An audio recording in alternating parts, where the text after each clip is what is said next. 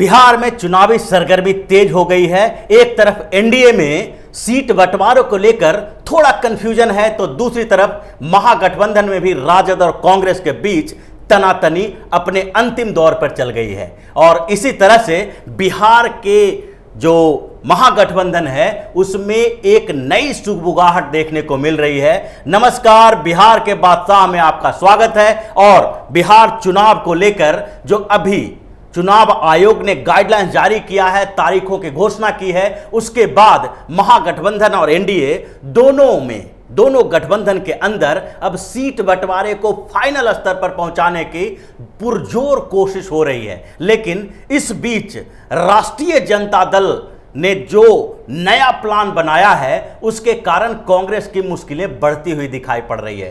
कांग्रेस बार बार इस बात के लिए रिक्वेस्ट कर रही थी कि महागठबंधन में जो पिछले चुनाव से इस बार चेंज हुआ है उसके बाद कांग्रेस की भूमिका बढ़नी चाहिए, लेकिन राष्ट्रीय जनता दल इसके लिए तैयार नहीं है। लालू यादव अंदर से यानी जेल में रहकर भी पार्टी के लिए रणनीति बना रहे हैं और वो रांची में बैठकर झारखंड मुक्ति मोर्चा के साथ भी गठबंधन बनाने की कोशिश में लगे हैं, जिसके कारण झारखंड मुक्ति मोर्चा की जो वहां सरकार है कांग्रेस के सहयोग और राजद के सहयोग से, वो अब इस बात पे विचार कर रही है कि कुछ समय के लिए लालू यादव को चुनाव में भेजा जा सकता है और इसके लिए पैरोल का आधार बनाया जा सकता है। तो ये सारी स्थितियां जो चल रही है उसमें कांग्रेस के लिए एक बड़ा झटका दिखाई पड़ रहा है, क्योंकि लालू यादव ने जो नई योजना बनाई है उसमें कांग्रेस के लिए जगह नहीं है। कांग्रेस को लालू यादव ने औकात बता दी है, राष्ट्रीय जनता दल ने उसकी औकात बता दी है और कांग्रेस जो 80 से 100 सीटों के बीच चुनाव लड़ने की तैयारी में लगी हुई थी, अब बैकफुट पे आ गई है। दोनों राष्ट्रीय जनता दल और कांग्रेस के बीच पिछले 3 दिनों से ये एक बैठक चल रही थी, मैराथन बैठक चल रही थी और उसमें कांग्रेस लगातार इस बात के लिए दबाव बना रही थी कि हमें कम से कम तो 80 सीटें चाहिए, उससे कम पर चुनाव नहीं लड़ेंगे और अगर ऐसी स्थिति नहीं होती है तो हम अकेले दम पर सारे विधानसभा क्षेत्रों में यानी 243 विधानसभा क्षेत्रों में चुनाव लड़ेंगे। लेकिन कांग्रेस की बात नहीं मानी गई और राष्ट्रीय जनता दल के नेता अपने दूसरी प्लानिंग में लगे हुए हैं। वो कांग्रेस से अलग होकर अलग तरीके से चुनाव लड़ने के लिए दूसरे गठबंधन, जो महागठबंधन तो रहेगा लेकिन उसमें कांग्रेस नहीं रहेगी, ऐसी योजना पे काम कर रहे हैं। इसके पीछे जो सबसे बड़ा कारण है वो है कांग्रेस की महत्वाकांक्षा बढ़ना और दूसरी छोटी पार्टियों के साथ राजद का गठबंधन होने की संभावनाओं का बढ़ जाना। इस बीच जो स्थितियां बनी उसमें कांग्रेस की महत्वाकांक्षा बढ़ गई थी। झारखंड विधानसभा चुनाव में जीत के बाद ही कांग्रेस को यह लगने लगा था कि बिहार विधानसभा चुनाव की तैयारी हो रही है और उसके लिए हम राजद से नेगोशिएशन करेंगे और पिछले बार से ज्यादा सीटों पर चुनाव लड़ने की मांग करेंगे, क्योंकि पिछले बार का गठबंधन कुछ और था, इस बार का गठबंधन कुछ और है।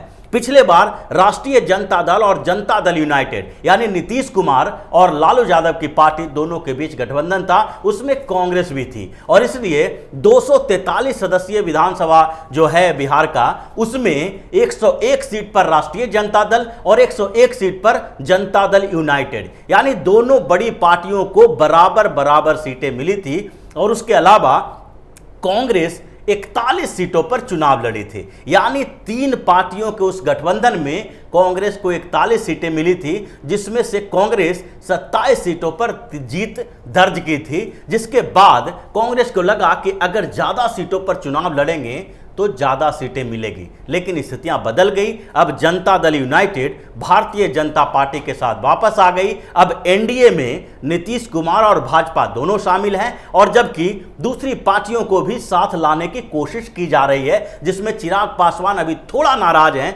लेकिन उनकी नाराजगी के पीछे भी भारतीय जनता पार्टी का ही हाथ है। अगर भाजपा अपना हाथ हटा ले तो चिराग पासवान अपने आप साथ में आ जाएंगे। ये स्थितियां जो बन रही है एनडीए में, उसके अलावा जो आरजेडी में अब नया गठबंधन बना है उसको लेकर इस बात के लिए राजद के नेता तैयार हैं कि अगर कांग्रेस को जितनी सीटें मांग रही हो उतनी दे दें तो राजद के पास कुछ नहीं बचेगा और इसी को लेकर आगे की रणनीति तैयार की जा रही है। और 3 दिनों की जो बैठक हुई उसमें राजद ने स्पष्ट रूप से कह दिया कि 50 से 60 सीटों के बीच आपको दी जाएगी और कांग्रेस अगर 50 से 60 सीटों के बीच राजी होती है और उसमें भी कांग्रेस के कोटे से उपेंद्र कुशवाहा को उनकी सीटें दी जाएगी, तभी राष्ट्रीय जनता दल अपने साथ इस गठबंधन में कांग्रेस को रखेगी। इस पर कांग्रेस के नेता नाराज हो गए और कांग्रेस के जो स्क्रीनिंग कमेटी के प्रमुख हैं अविनाश पांडे, वो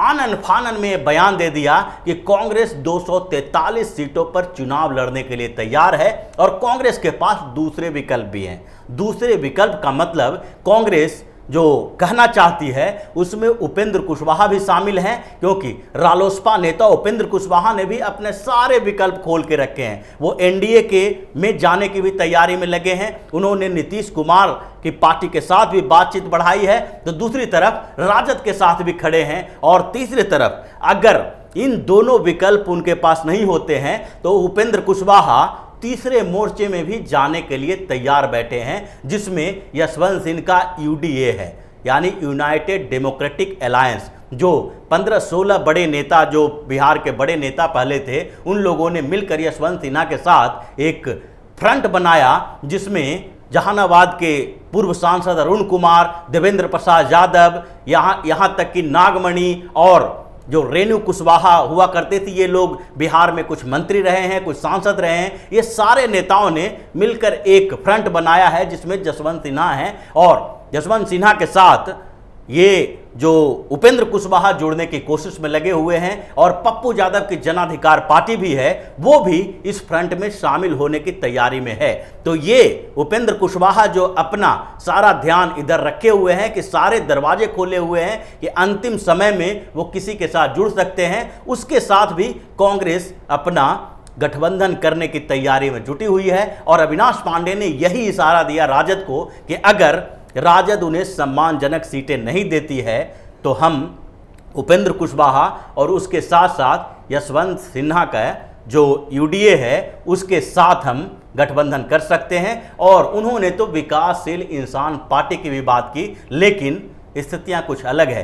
राजद कांग्रेस को इतनी सीटें क्यों नहीं देना चाहती है, इसके पीछे भी बड़ा राज छुपा है। और लालू यादव की जो रणनीति है वो कांग्रेस से अलग होकर चुनाव लड़ने के लिए वो तैयार बैठे हुए हैं। उनके पास अपना प्लान है और लालू यादव ने उसी प्लान पर पिछले 1 महीने से काम करना शुरू कर दिया था, क्योंकि उनका मानना है, जो राजद के कुछ बड़े नेताओं का मानना है कि कांग्रेस को ज़्यादा सीटें देकर हम फंस जाएंगे। ऐसी स्थिति में राजद के हाथ में कुछ नहीं रहेगा, इसलिए दूसरी छोटी पार्टियों के साथ गठबंधन बनाना चाहिए और उसके लिए राजद ने वाम दलों के साथ गठबंधन बनाने की तैयारी शुरू कर दी थी और वाम दलों के साथ उनका लगभग फाइनल है। राजद ने 25 सीटें वाम दलों को देने की बात की है। जो बिहार में वामपंथी पार्टियां हैं उसमें 3 पार्टियां महत्वपूर्ण हैं, सीपीआई, सीपीएम और तीसरा सीपीआई-एमएल। इन तीनों पार्टियों के बीच सीटों का बंटवारा होगा जो वाम दलों को दिया जाएगा। तो राजद चाहती है कि 25 सीटें अगर वाम दलों को देते हैं तो उसका वोट बैंक आसानी से राजद के साथ ट्रांसफर हो सकता है दूसरी सीटों पर। उसी तरह से उपेंद्र कुशवाहा के रालोसपा के साथ भी वो गठबंधन करने के लिए तैयार है और दूसरी तरफ विकासशील इंसान पार्टी के प्रमुख मुकेश सहनी के साथ भी वो तालमेल बिठाए हुए हैं। और इसीलिए लोकसभा चुनाव के दौरान सारी पार्टियों, जो महागठबंधन की दूसरी पार्टियां थी, उसके विरोध के बावजूद लालू यादव ने मुकेश सहनी को अपने पास रखा, अपने साथ रखा और उनके लिए सीटों की व्यवस्था की। और यही कारण है कि विधानसभा चुनाव के दौरान भी विकासशील इंसान पार्टी के मुकेश सहनी राजद के साथ अभी भी जुड़े हुए हैं। तो राजद की योजना यही है कि इन छोटे छोटे पार्टियों के साथ अगर गठबंधन करते हैं तो हमें 150 सीटों पर चुनाव लड़ने का मौका मिल जाएगा। लेकिन अगर कांग्रेस को बड़ी सीटें ज़्यादा सीटें देते हैं, 80 सीटें से ज़्यादा देते हैं, तो ऐसी स्थिति में कांग्रेस के जो अपने कोर वोट बैंक हैं वो वोट हमें ट्रांसफ़र नहीं होंगे।